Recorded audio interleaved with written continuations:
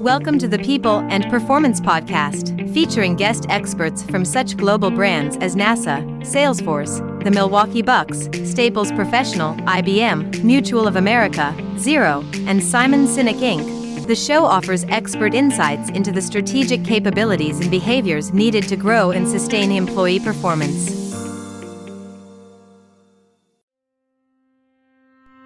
Hey listeners, this is Chris Bjorling, podcast co-host and president at Fidello Inc. Following a short break, Bill and I are back for more seasons of the People and Performance podcast. Thanks, Chris, and hi listeners, this is Bill Banham, co-host of the People and Performance pod along with Chris. I'm also the editor over at the HR Gazette. I'm excited to be back with Chris for season 9 of the pod. And this season focuses on all things L&D related, and we're lucky to have some pretty awesome new guests joining us on the show. In episode 1, we're sharing exclusive snippets from some of those upcoming episodes as we play answers to one of the 2 questions that we ask of all of our guests. And that question is, from a culture and people processes perspective, what does a high-performing company mean to you?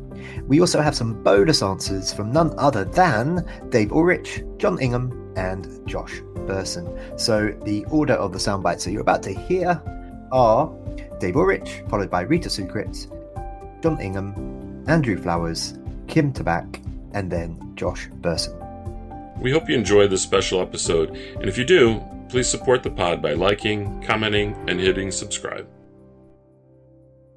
For the People and Performance podcast, it's very simple.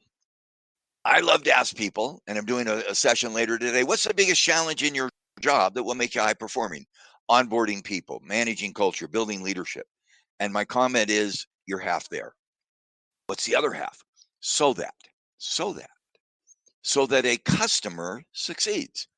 If we onboard people who are not going to build value for a customer, we're not onboarding the right people. If we build a culture that does not reflect what our customer wants and needs, our values don't create value. If we do leadership training that is not consistent with promises to the customer, our leaders are not part of our brand.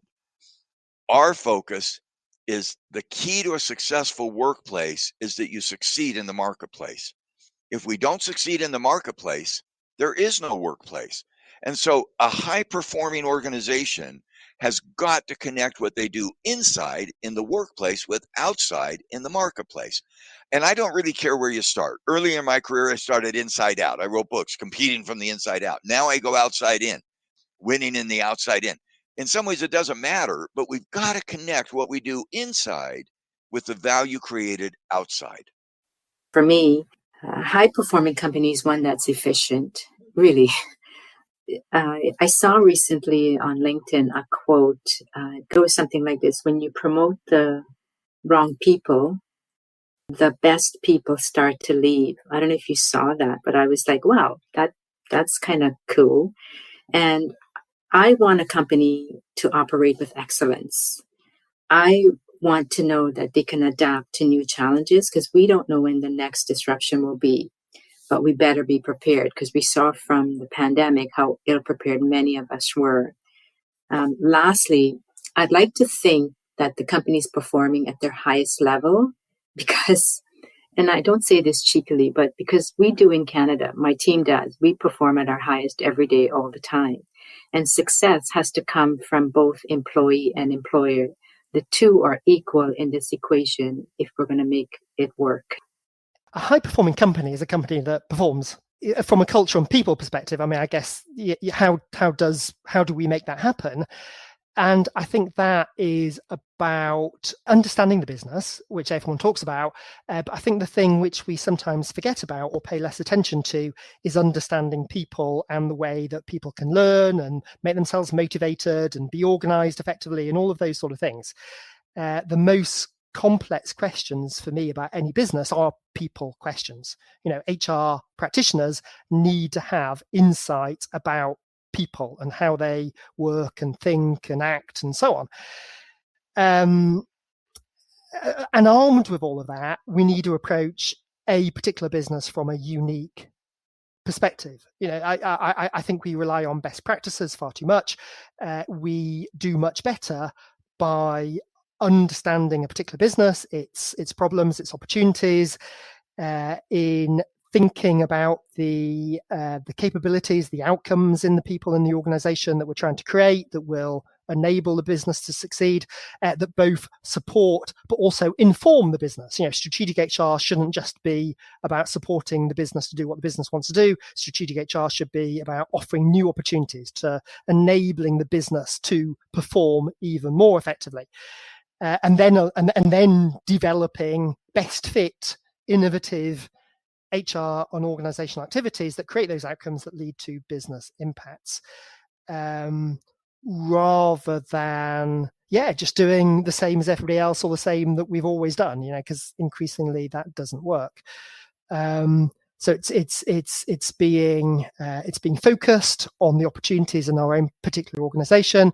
It's keeping close to the business, keeping close to the people in order to be able to do that, and being ambitious and brave about what we're providing. It's always easier to follow best practice because that's what everyone else does. But HR practitioners should be looking to drive competitive advantage in their own organization, and competitive advantage only ever comes from doing things differently, not doing things the same. So we need to take a good new look at what we're doing. There's so much opportunity to do HR differently and better. And that's sort of basically the way to do it, I think. From a culture and people process perspective, I think a lot of us have heard this famous saying before called, culture eats strategy for breakfast. In other words, like, culture matters more than strategy. So for a high performing company, to answer your question, like, what is that culture? Like, what does a good culture mean? I think it boils down to inclusion, kindness, and a phrase we have at Appcast that is a part of our values called speaking truth to power. So to start with inclusion, I think a workplace culture that welcomes everyone and sees people as people with families and obligations, and treats them as adults, but gives them flexibility to get their job done, and welcomes them from whatever their background. That's inclusion to me.